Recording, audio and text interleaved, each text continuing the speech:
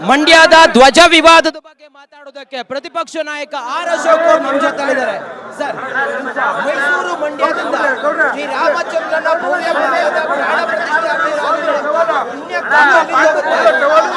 ಮಂಡ್ಯದ ಈ ಜಾಗದಲ್ಲಿ ಕೇಸರಿ ಧ್ವಜ ಹಾರಿಸೋದ ವಿರೋಧ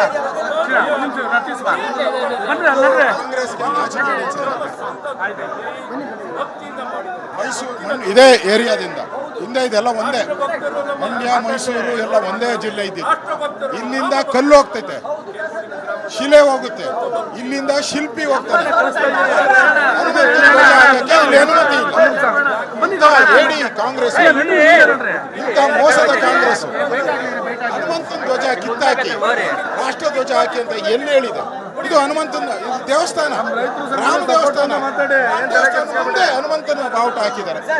ದೇವಸ್ಥಾನದ ಮುಂದೆ ಕೇಸರಿ ಧ್ವಜ ಹಾಕೋದಕ್ಕೆ ಕಾಂಗ್ರೆಸ್ನವ್ರು ಅನುಮತಿ ಬೇಕಾ ಸರ್? ನಾಚಿಕೆಯಡು ಕಾಂಗ್ರೆಸ್ ಅವ್ರಿಗೆ. ದೇವಸ್ಥಾನ ಮುಂದೆ ಹನುಮಂತನ ಬಾವುಟ ಹಾಕಕ್ಕೆ ಕಾಂಗ್ರೆಸ್ ಅವ್ರ ಅನುಮತಿ ಏನಕ್ಕೆ ಬೇಕು? ನಾಚಿಕೆಯಡು. ಇದನ್ನ ಕಿತ್ತಾಕಿದಾರಲ್ಲ ಹನುಮಂತನಿಗೆ, ನಾಚಿಕೆಯಡು. ರಾಷ್ಟ್ರಧ್ವಜ ಹಾರಿಸ್ಬೇಕು ಅಂತ ಹೇಳಿದ್ರೆ ನಾವೇ ಹಾರಿಸ್ತಾ ಇದ್ರಿ. ನಾವೇ ಇನ್ನೊಂದು ಪಕ್ಕದಲ್ಲಿ ದೊಡ್ಡ ಕಂಬ ನಿಲ್ಲಿಸಿ ಅಲ್ಲಿ ರಾಷ್ಟ್ರಧ್ವಜವನ್ನು ಹಾರಿಸ್ತಾ ಇದ್ರಿ. ಇವತ್ತು ಅದು ಮಾಡಲಿಲ್ಲ. ಏಕಾಏಕಿ ರಾತ್ರಿ ಬಂದು ಕಳ್ಳರ ರೀತಿ ಕಿತ್ತಾಕಿದ್ದಾರೆ ಕಾಂಗ್ರೆಸ್ ಅವರು. ಇದು ಅನ್ಯಾಯ, ಇದು ದೌರ್ಜನ್ಯ. ಇದರ ವಿರುದ್ಧ ಹೋರಾಟವನ್ನ ನಾವು ಮಾಡ್ತೇವೆ. ರಾಮ ಮಂದಿರ ನಿರ್ಮಾಣ ಆದ ನಂತರ ಕಾಂಗ್ರೆಸ್ನವ್ರ ಹೇಳಿಕೆ, ಅವ್ರ ನಡವಳಿಕೆಗಳು ಈಗ ಒಂದೊಂದೇ ಗೊತ್ತಾಗ್ತದೆ. ಏನಾಗಿದೆ ಹಾಗಾದ್ರೆ? ರಾಮ ಮಂದಿರ ಆದ ತಕ್ಷಣನೇ ಕಾಂಗ್ರೆಸ್ ಅವರಿಗೆ ಹುಚ್ಚರು ಔಟ್ ಅವ್ರೆ, ಹುಚ್ಚರು ಒಂಥರ ಮೆಂಟಲ್ ಔಟ್ ಅವ್ರೆ. ಇನ್ನು ನಮ್ಗೆ ಈ ದೇಶದಲ್ಲಿ ಇಲ್ಲ, ಎಲ್ಲ ಓಡೋಟ್ರು. ಆಮ್ ಆದ್ಮಿ ಓಡೋದ್ರು, ಮಮತಾ ಬ್ಯಾನರ್ಜಿ ಓಡೋದ್ರು, ನಿತೀಶ್ ಕುಮಾರ್ ಓಡೋದ್ರು, ಇನ್ನೆಲ್ಲರೂ ಓಡೋಡ್ತಾರೆ.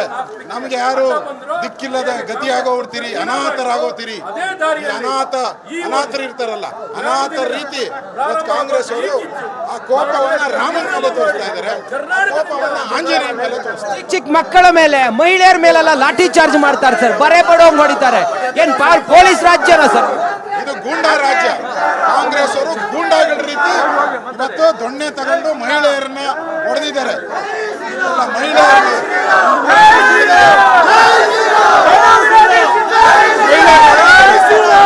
ರೈತರು ಹೊಡೆದಿದ್ದಾರೆ, ಎಲ್ಲ ಜನಗಳನ್ನು ಹೊಡೆದು ಅಲ್ಲೇ ಮಾಡಿದ್ದಾರೆ.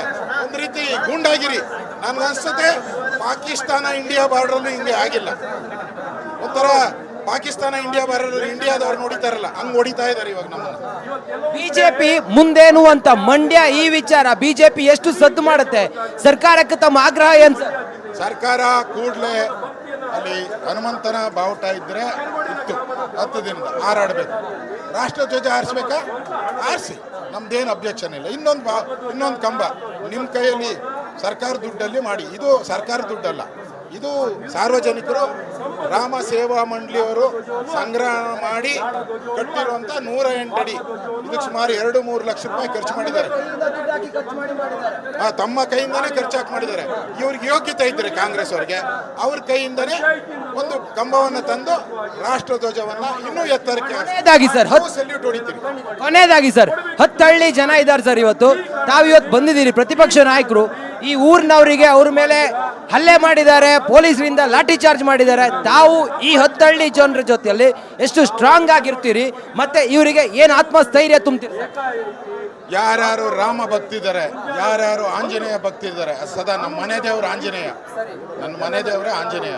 ಇವ್ರ ಜೊತೆ ನಿಲ್ತೀರಿ, ಹೋರಾಟ ಮಾಡ್ತೀರಿ.